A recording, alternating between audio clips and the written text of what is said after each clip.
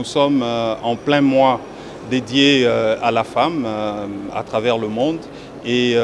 nos réflexions ont été axées sur la nécessité de pouvoir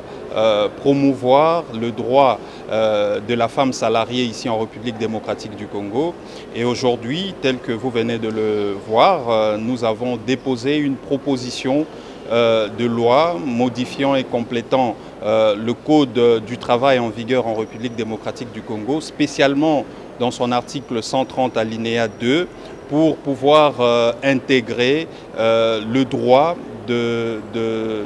à la totalité de la rémunération due à la femme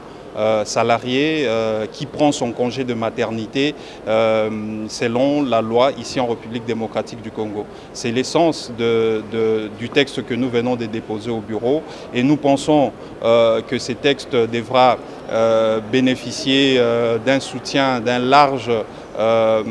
d'une large majorité de femmes qui travaillent ici en République démocratique du Congo afin de pouvoir bénéficier de la totalité de la rémunération qui leur sont dues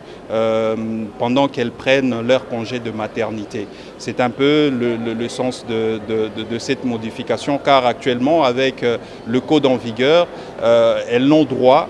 qu'à percevoir environ 66% de leurs revenus lorsqu'elles sont appelées à accomplir leur mission sociale de donner vie pour peupler le sol congolais tel que nous le déclarons chaque jour dans notre hymne national. Les avantages, c'est de pouvoir changer un peu notre perception par rapport à la maternité ici en République démocratique du Congo et faire évoluer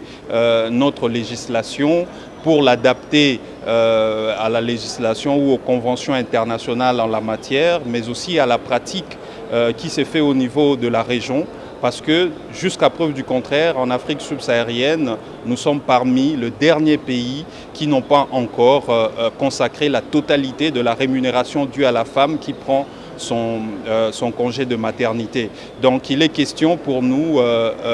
de changer cette perception, mais aussi de promouvoir le droit des femmes au niveau de questions qui sont liées à son traitement sur base de salaire lorsqu'elle prend son congé maternité, mais aussi de lutter contre la discrimination qui tend à s'installer à ces points de vue du fait que le congé maternité ou alors la grossesse ne doit pas être considéré comme un handicap ou un blocage au niveau professionnel pour une femme qui a besoin de la sécurité financière tout à fait stable pendant la période où elle est en inactivité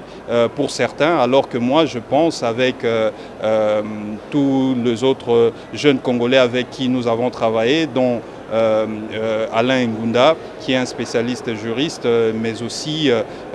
d'autres collègues, d'autres jeunes Congolais, notamment les salariés qui en souffrent depuis un temps et qui veulent assez que cette réalité puisse changer. Donc, il faudrait permettre à la femme de bénéficier de la totalité de sa rémunération en cette période où elle a le plus besoin de ses revenus, de ses ressources pour pouvoir non seulement assurer son maintien, mais aussi de l'enfant qui naît pour l'intérêt de la nation.